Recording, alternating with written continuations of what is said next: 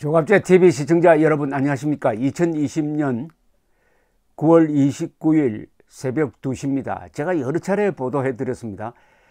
8.15 광화문 집회는 코로나 재확산과 아무런 관련이 없다고요. 통계적으로 여러 차례 설명드렸습니다. 광화문 집회 참가자에 대한 검사로서 양성 판정이 나와서 확진자로 분류되는 비율이 0.9% 이하로서 전국 평균보다 낮다. 그리고 광화문 참여자라고 해서 양성 반응이 나오면은 광화문에서 옮겼다고 하는 것도 말도 안 된다. 그 사람이 광화문에 있었던 시간은 몇 시간일 테고 그동안에 옮겨 다닌 동선을 추적하면은 지하철에도 있었을 것이고 버스 안에도 있었을 것이다. 광화문에서 옮겼을 가능성이 훨씬 낮는데 그 사람이 확진자가 되면은 다 광화문에서 옮겼다고 몰아붙인다. 이것도 과장이다. 라고 하면서 광화문에 죄를 뒤집어 씌웠던 문재인, 이낙연 그리고 김부겸 같은 이런 사람들은 형사처벌 대상이라고 이야기를 해왔는데 드디어 저의 주장이 사실로 확인이 되었습니다. 그것도 정부 자료에 의해서 국민의힘 박수영 의원은 어제 서울시로부터 제출받은 광화문 집회 인근 체류자 전수조사 현황 자료를 입수를 해가지고 공개를 했습니다. 서울시는 지난 8월 22일부터 9월 10일까지 20일간 91명의 광화문 집회 관련 대상자를 검사했더니 이 가운데 82명, 즉 0.81%가 양성 확진으로 판정이 됐다고 합니다.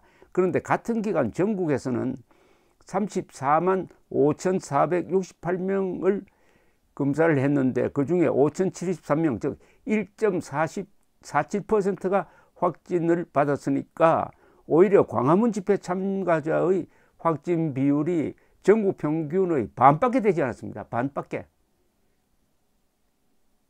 되지 않았습니다. 그리고 이 사람들이 다른 광화문 집회 참여 시간과 다른 곳을 왔다 갔다 한 시간까지 여기 감안한다면은 광화문 집회 참가자의 양성 비율은 그보다 훨씬 더 떨어지게 되어 있습니다. 또 이 기간에 전국 확진자 가운데 광화문 관련 확진자가 차지하는 비중도 1.61%에 불과했답니다. 그런데 이 정권은 모조리 8월 15일 광화문 집회를 코로나 재확산의 진원지로 조작한 거 아닙니까? 여기에 언론이 가담을 했습니다. 전국의 기자들이 광화문 집회 참가했던 사람이 확진자로 밝혀지면 대서특필하고, 그리고 광화문 집회 참가한 사람이 검사에 응하지 않으면 고발하겠다고 압박하고 이걸 언론이 부채질하고 해가지고 완전히 마녀사냥을 한 것이 이제 들통이 난 거죠. 그러니까 광화문 집회에서 코로나가 재확산되었다는 이 엉터리 허위 사실을 근거로 해가지고 10월 3일 광화문 집회도 불허한다 이렇게 된 거 아닙니까? 요새는 자동차 시위도 불허한다 이렇게 확대가 된 겁니다. 그러니까 광화문 집회를 마녀 사냥함으로써 지금 이 정권은 사실은 반정부 집회까지 금지시키고 있는 헌법 파괴를 일삼고 있습니다. 그 근거가 된 것이 8.15 광화문 집회였는데 이제 서울시의 자료에 의해서 확인이 된 겁니다. 그럼 어떻게 해야 되겠습니까? 이런 마녀사냥에 동조한 질병관리본부, 왜 이 자료를 이제 내놓습니까? 질병관리본부, 서울시, 경찰, 그리고 이 집권 세력 모조리 응징해야 합니다. 국민을 광화문 집회에 모인 사람을 적으로 몰아가지고 이렇게 핍박을 했는데 결국은 무고한 사람을 때려잡은 걸로 밝혀진 겁니다. 일종의 고문이죠. 광화문 집회에 참여한 사람들을 범죄 용의자로 몰아가지고 전화번호까지 다 추적을 해가지고 전화를 걸고 검사에 응하지 않으면 고발한다고 압박하고 한 이런 게 다 허위사실에 기초했다는 것이니까 참 허무하기도 합니다. 아주 이 의원이 고맙습니다. 이 사람이 박수영 의원이 부산 출신인데 아주 활력이 대단합니다. 이 엘리트 관료 출신인데 전번에는 문재인 대통령이 질병관리청장에게 임명장을 줄 때 그 장면의 사진을 들고 나와 가지고 정세균 총리에게 여기 왜 방역수칙을 지키지 않느냐, 실내 50명만 참가할 수 있다고 했는데 훨씬 더 되고 또 2m 간격을 지키지 않는다, 질병관리본부가 지키지 않으면 어떻게 됩니까? 그래서 알아보겠다는 반응을 불러낸 이 박수명 의원이 입수한 자료입니다. 박수명 의원은 객관적 데이터에 기반하지 않고 정치적 목적으로 여론을 호도하는 것은 일종의 통계 분식이다.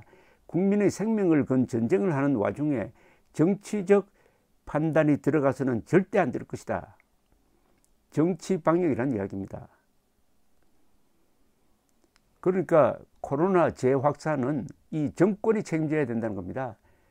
그 전에 있었던 사회적 거리두기 완화 조치, 그리고 휴가 장려 조치, 이게 잠재되어 있다가 8월 15일 전후로 해가지고 확진자가 늘어난 건데 잠복 기간을 계산하면 그건 절대로 8월 15일에 참가한 사람의 발병이 아니었다는 것이 그 당시에도 확실했습니다. 그러나 이 언론이 정권의 선동에 가담을 해가지고 한덩어리로 노는 바람에 이런 황당무계한 일이 좀 벌어졌다는 이야기입니다. 서울시가 박 의원 측에 제출한 자료에 의하면 또 문제가 있습니다. 8월 15일 광화문 집회 인근에서 비슷한 시기에 열린 민노총 집회에 대해서는 전수조사를 하지 않고 400명만 표본 조사를 했답니다. 400명만.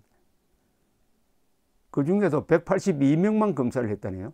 그 중에서 154명은 음성 판정이고 나머지 28명에 대해서는 검사 중이라고 하는데 이게 좀 수상합니다.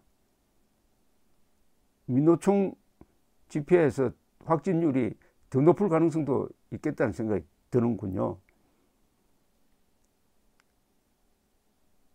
이 질병관리본부는 다른 자료도 내놓았습니다. 질병관리청이죠. 요새는 질병관리청은 지난 24일 누적 기준 광화문 집회 관련 검사자는 33,681명이며 이 가운데 305명이 확진됐다고 이야기를 했는데 그래도 0.91%입니다. 그래도 0.91%예요. 서울시 조사와 별로 달라지지 않았어요. 전국 평균보다 훨씬 낮습니다. 전국 평균보다. 이제 이 정권은 사과를 해야 됩니다. 광화문 집회 참가자에 대해서 여러분들을 범인으로 본 데 대해서 사과를 해야 됩니다. 사과. 완전한 조작이었습니다. 완전한 조작. 이 조작에 가담한 사람들을 가려내야 합니다. 그것은 기자의 몫이기도 하고 뭐 다른 단체의 몫이기도 한데, 그리고 생화학 테러리스트라고 한 자도 있잖아요. 광화문 집회 참여자들을 생화학 테러리스트라고 한 자들.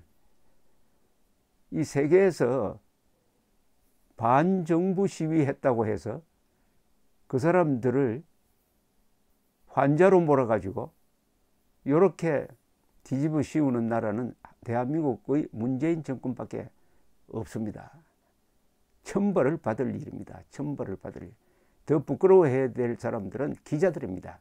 그게 편성해가지고 마녀사냥에 가담한. 감사합니다.